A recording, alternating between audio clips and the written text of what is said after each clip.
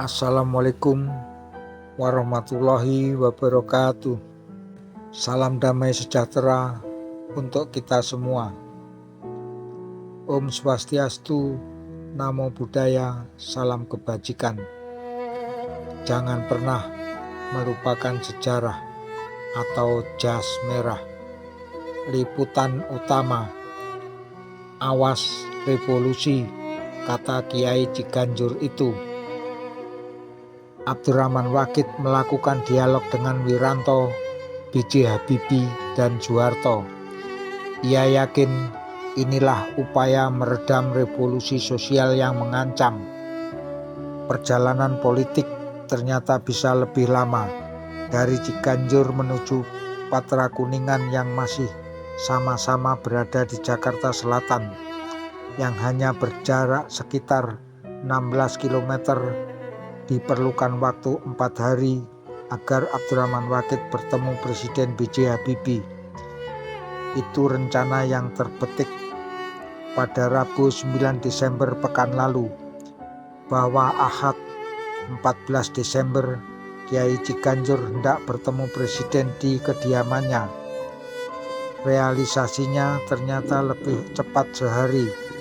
Mereka bertemu pada Sabtu 12 Desember pekan lalu. Toh ini masih lebih lamban dibanding laju bus kota Kopaja yang bisa menempuh jarak itu hanya sekitar 1 jam. Masalahnya memang penumpang di Kopaja entah memerlukan berapa lama untuk bisa mampir di rumah Presiden. Mungkin tak akan pernah sampai. Tapi soal waktu tampaknya bukan masalah untuk sebuah cita-cita menyelamatkan bangsa. Beberapa lama sebelum rencana pertemuan tercetuskan dan disepakati, Abdurrahman Waqid alias Gus Dur sudah tak bisa hidup tentram.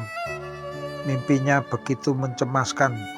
Ketua Pengurus Besar Nahdlatul Ulama atau PBNU ini, bila tak ada dialog nasional, alternatifnya yang bakal terjadi adalah revolusi sosial. Yang dilihat Gus Dur memang sepele. Di jalan-jalan di Jakarta belakangan ini orang tak lagi takut-takut mengetuk-ngetuk kaca mobil dan minta uang jumlah tertentu. Tak dikasih, kaca mobil bisa diketuk hancur dengan batang besi.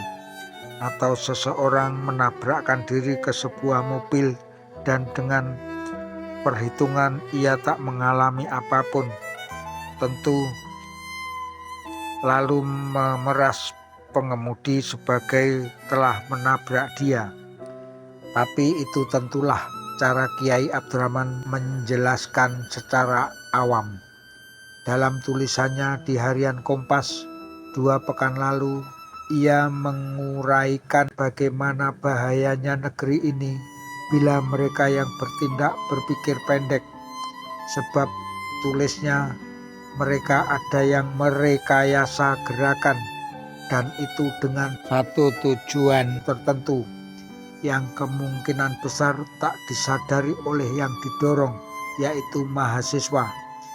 Dan mengingat kerusuhan sejak tahun lalu di berbagai kota, dorongan itu bisa memancing konflik yang bakal menyala menjadi api huru-hara besar. Di tengah kesulitan ekonomi yang tak kunjung teratasi, huru-hara itu bisa menjadi pemicu yang baik buat kerusuhan yang lebih besar, dan siapa tahu menjadi revolusi sosial yang menyeramkan. Orang boleh tak percaya, tutur Gus Dur kepada DNR. Tapi itulah menurut analisis saya. Yang penting pisau analisis itu tajam atau tidak. Kiai Abdurrahman tak suka menunggu penyakit datang dan baru mencari dokter. Ia menjemput bola, mencoba tengok ke sana dan kemari, dan kebetulan klop. Ada pula yang sedang mencari dia. Itulah Menhankam atau Pangap Jenderal Wiranto. Pertemuan itu terjadi di Rumah Sakit Minto Harjo. atau Rumah Sakit Angkatan Laut atau RSAL Jakarta Pusat Rabu 9 Desember lalu. Gus Dur kepada Pangap yang didampingi Kaster Letjen Susilo Bambang Yudhoyono mempertanyakan status Wiranto sebagai Ketua Harian Dewan Pemantapan Keamanan dan Sistem Hukum atau DPKSH dan rencana ABRI membentuk rakyat terlatih. Kala itu memang dua hal itu sudah menjadi topik koran-koran. Gus Dur setuju dengan rencana rakyat terlatih itu, namun NU mengkhawatirkan rakyat terlatih itu akan diasuh oleh mereka yang tidak senang dengan kaum moderat. Singkatnya, Gus Dur tak keberatan selama pembentukan barisan rakyat terlatih itu berkenaan dengan restrukturisasi intern TNI atau ABRI. Tapi kalau yang pegang adalah orang-orang ekstrem yang enggak keruan ujung pangkalnya, kami enggak bisa tidur, katanya. Peluk cium.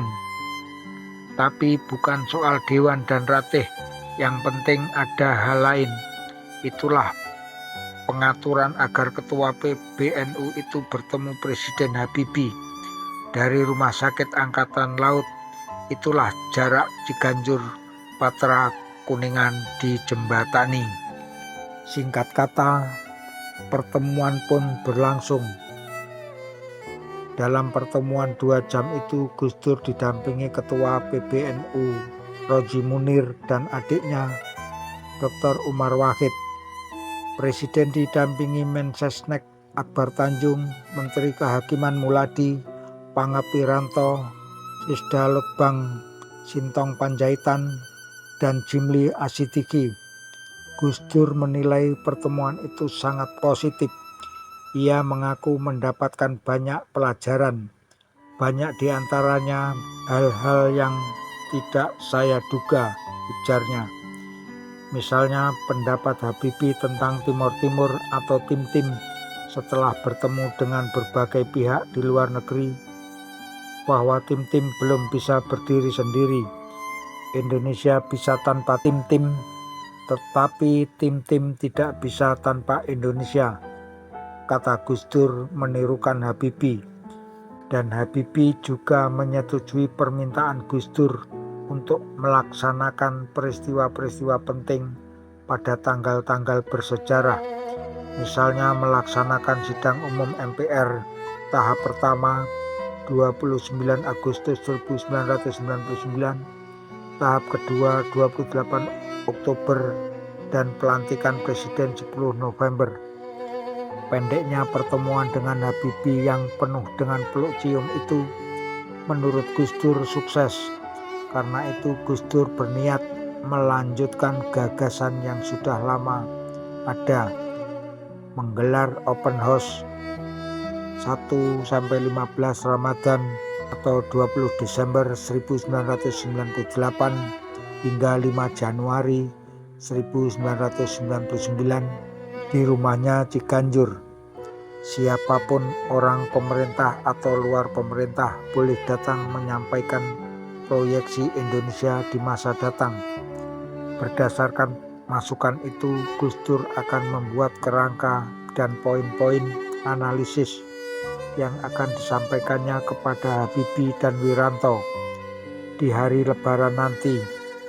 Pak Habibie dalam pertemuan kemarin tidak begitu paham, makanya perlu ada penjelasan tatap muka, tuturnya.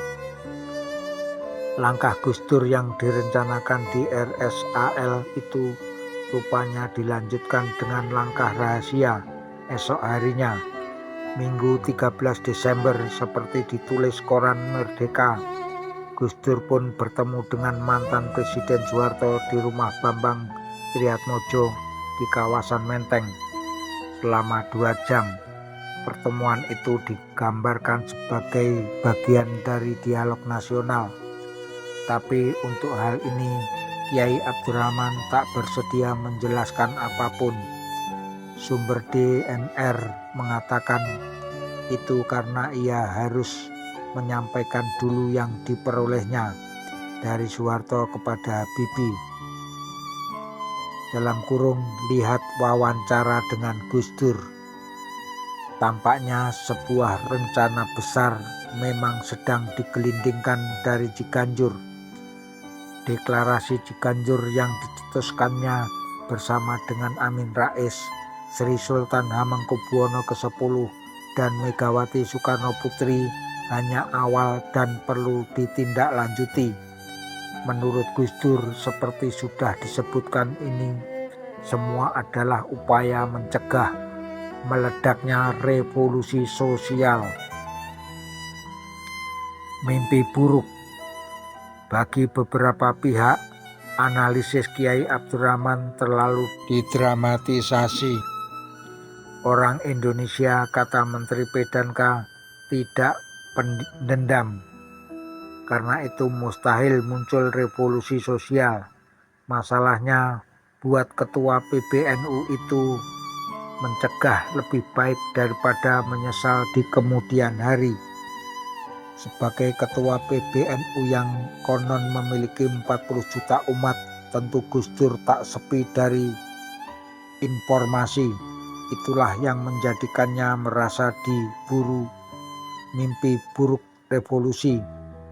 Dan itulah sebabnya dalam forum dialog bertema masa depan Indonesia di Jakarta Minggu malam 13 Desember, Gus Dur kembali mengungkapkan rekonsiliasi nasional, termasuk dengan mereka yang menginginkan agama sebagai dasar negara.